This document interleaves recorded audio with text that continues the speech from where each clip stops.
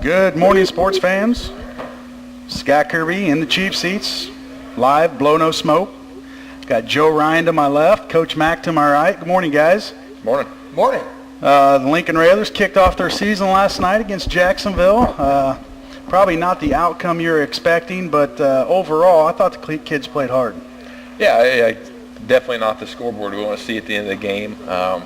But they were, Jacksonville's a great club. We knew that going into it. Got a high ranking, a lot of returners from last year.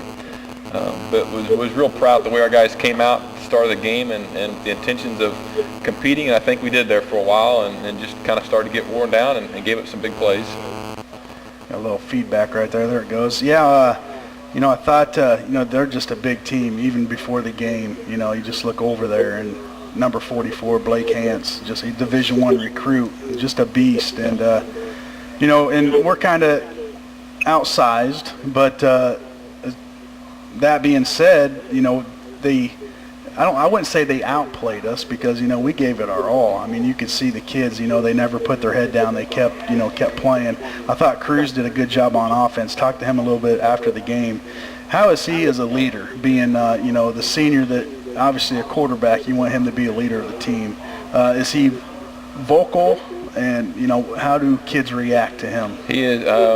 Cruz has been a great leader for us. I mean, from the spring off season, once he got through the basketball season and was there every day in the spring with our workouts and throughout the summer, getting guys to the workouts that maybe we weren't seeing as often as we should. He leads by example because he's an extremely hard worker, and he's vocal. He's a fiery guy. He knows when to the guys need a pickup, or a slap in the butt or slap in the head to get them motivated. And his game has improved quite a bit, and I think he did. I think he had a very strong game last night to start off the season. Well, the elements last night kind of, controlled a little bit of the outcome as well. Metalco, I mean, he had a great first quarter, very involved, had an interception, a touchdown, and heat exhaustion got to him and maybe a little cramping. How's he feeling today? Have you talked to him? He had to go out of town late last night after the game, so I haven't talked to him today. But after the game, he seemed okay. They just felt like for precautionary, he had gotten dehydrated and heat exhaustion, and so with the advice from our trainer, felt like that he did not need to play the rest of the game, and so he wasn't able to play as much as he or us would have liked. But when he was in there, he was very effective and played very hard. Now, is there something that you can do to maybe prevent a little? I mean, I was actually a little surprised that a lot more people didn't go down last night with some cramping or some kind of, symptoms of heat exhaustion.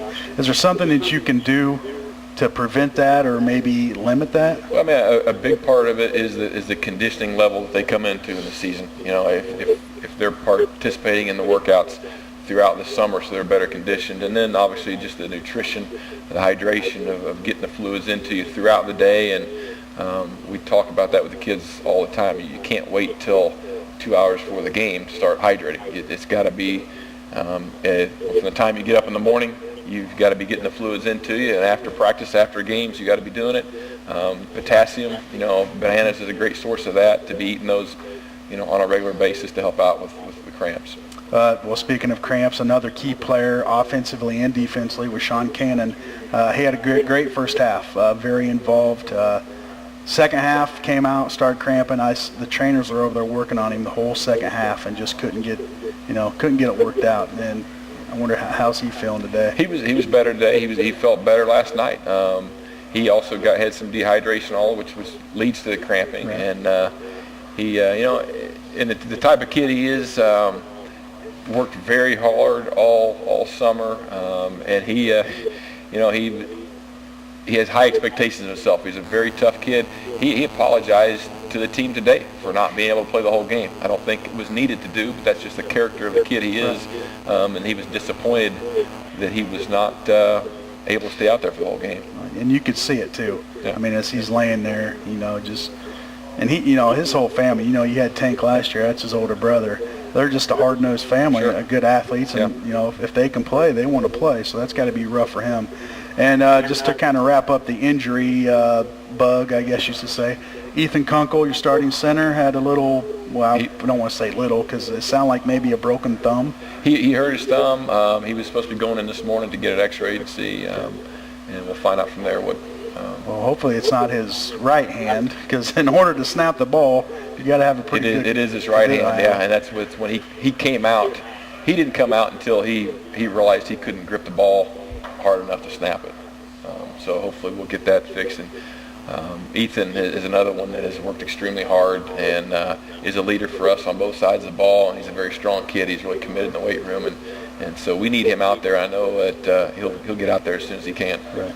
And how important he is all of a sudden, not only is he not playing center, but he's not long snapping. Right. So now, you know, we're not getting that efficient snap back there as we have had, and all of a sudden you have punting problems. Absolutely. He's a big part. And, you know, with him anchoring that line, his, you know, starting for the first time, I thought your line played exceptionally well last night. I mean, there are a lot of new guys there. I mean, none of those guys really had any extended time at the varsity level last year, and they're going up against some big, strong guys from Jacksonville, and I think they competed well. I mean, there's obviously some things that we've got to do better. We've got to get our pads lower, and defensive line is going to have to engage and get the pads down lower and create some piles there so our linebackers can get to the ball. We've got to do a better job of pass blocking and moving our feet and just staying engaged in our blocks, and they know that, and I believe that every one of them is willing to continue working on that. I thought something that Cruz did a little last night where he's a little better out of the pocket. I mean, obviously that pocket with those big guys kind of collapses pretty quick. But once he gets outside the pocket, he's an athletic kid. He's got two options, throw it or run it. So, I mean, I thought his decision-making last night was, you know, for the first game and, you know, still working some of the kinks out. I thought he played well. Yes. I don't know, Joe, you got anything? You were there. At the game? Well, he was there physically. A lot of new coaches I've seen on, well, not a lot, a couple new coaches. Matt Velakovich on the sidelines with you now. Matt's with us this year. He's kind of a part-time coach this year and just trying to get there as much as he can with his schedule. And we're hoping that, that next year will work out to where he can be with us. Right.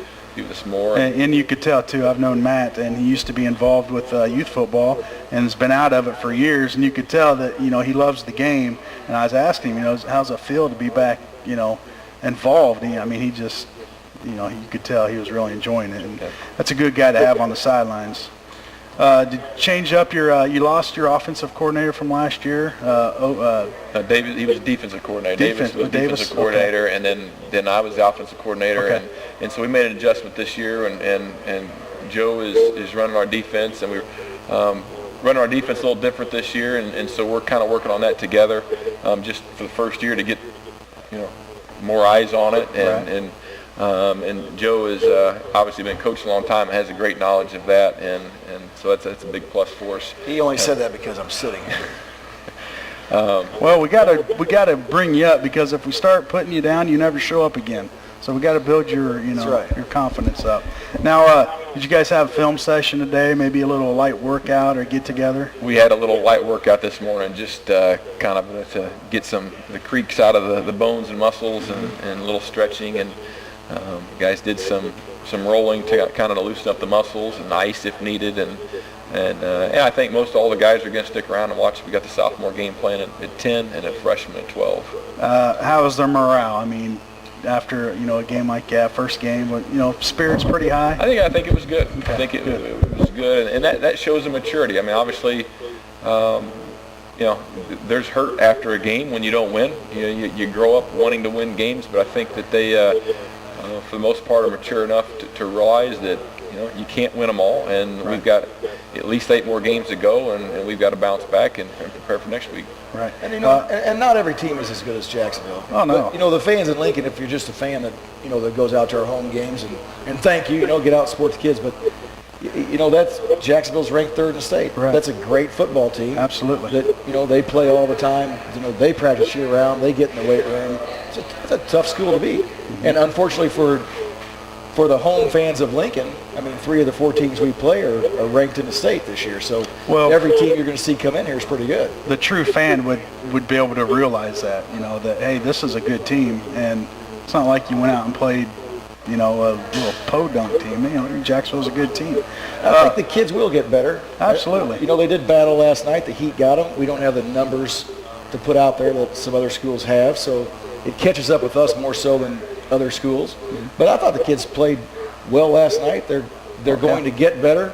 We're gonna beat some teams. Absolutely. Well, speaking of beating some teams, heading off to Springfield-Lanphier next week, right? Yes. Next Friday night, Memorial Stadium. They're going to be smaller than Jacksonville, so it's might be a little maybe faster pace. Lanphier usually pretty athletic, but as far as size goes, we'll be right there with them, and it could be a blessing that we play Jacksonville to get that tough team out of the way, knowing that we can play with them, and then just keep the ball rolling next week. Oh, definitely. I think that prepares us. And again, we've got a lot of new guys to the varsity level. We've got several players that have not played football for the last few years, and so this was an awakening to them as to the physicalness of this conference and the speed. And so you're exactly right. I think that can be a blessing playing a great team like that, a team that they have aspirations of a state championship, and I think that's legitimate, opportunity for them. And so if we continue to prepare as if every week is going to be the toughest game of our life, then I think we'll be in good shape. Well, Coach, thanks for taking some time to come in with us this morning. Probably a late night, early morning type thing, but we do appreciate it. The fans appreciate it, and good luck next week. You're doing a great job.